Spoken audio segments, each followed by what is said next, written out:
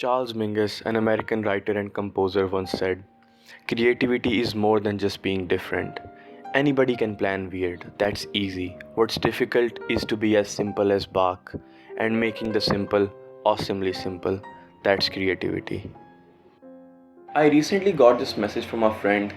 You can pause it and read it if you want, but I'll give you the gist of it.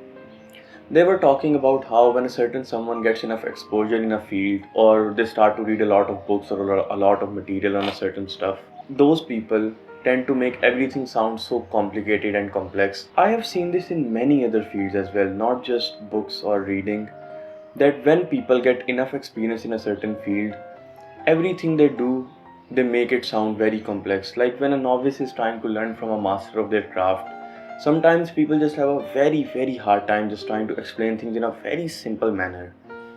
And some people even subscribe to the concept that some things just can't be explained simply. And I really don't agree with that. And of course, not to mention the people who deliberately do it, who think that if they make everything sound so complicated, it will make them seem more intellectual or more intelligent than they are. I have personally seen people who do that. And to be honest, you can think of your life and you can probably find people who do that as well around you. And this whole situation, the message got me thinking about a topic I have been thinking about for a very long time now. And today, we are going to talk about that.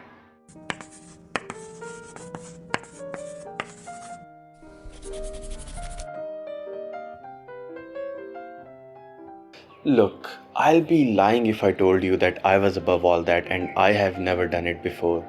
To make things complicated, to make it sound like I was more intellectual than other people. And I also understand that it's easy to get lost in the words when you are thinking of something, when you are contemplating something, or you are just lost in your thought and in your own world inside of your head. And you don't really understand what's coming out of your mouth, but you do understand it yourself. And some people might not really understand you, and that's fine, that's completely okay.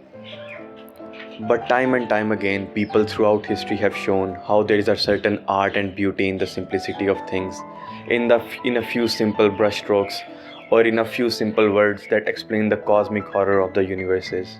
Albert Camus, in one of his most popular philosophical works, The Myth of Sisyphus, talks about a Spanish fictional character named Don Juan. Don Juan was a very famous fictional character which was first introduced in the book in 1630 called The Seducer of Seville. In his book, Albert Camus dissects the absurd life of this fictional character. In a few pages worth of paras, Albert Camus goes in detail about how Don Juan lived his life, and he talks about the philosophies of Don Juan and tries to dissect and analyze how he might have thought or might have lived his life. The book Myth of Sisyphus is not by any means an easy read, and the chapter where Albert Camus talks about Don Juan is not really any different.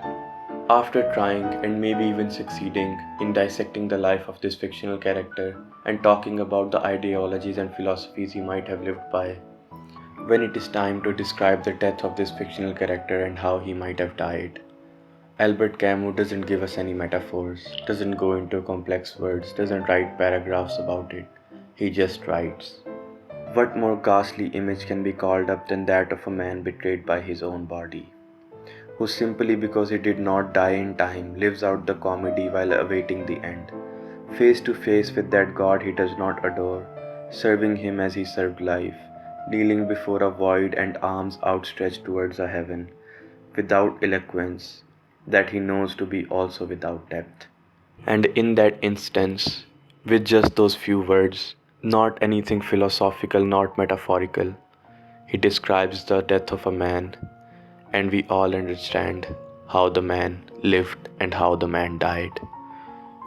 Albert Camus, in his book The Myth of Sisyphus, also talks about something that might interest us in the topic that we are discussing today. It goes something like this: beware of those who say, "I know this too well to be able to express it." For if they cannot do so, this is because they don't know it, or because out of laziness they stopped at the outer crust. I have always appreciated simplicity, not just in literary form, but in any sort of art form, whether it be craftsmanship, whether it be painting, whether it be writing. I have always appreciated simplicity. Like, don't get me wrong, there's a beauty when a painter has a certain precise control with his brushstrokes, or when a writer knows his way with words. But there's also a beauty when a writer or a painter puts his thoughts or feelings on a canvas in the simplest yet most captivating of manners. A while back, I came across this art of this great artist called Vasily Kandinsky. If you look at his art, you will go like, this isn't anything special. I can do it if I want to. And to be honest, I don't really blame you for thinking that, because that's exactly what I thought when I first saw the art as well. It's not until you truly analyze his work and see what he's doing with his art that you start to appreciate it. Once you analyze his work, you realize that he's not really putting any complications in his work.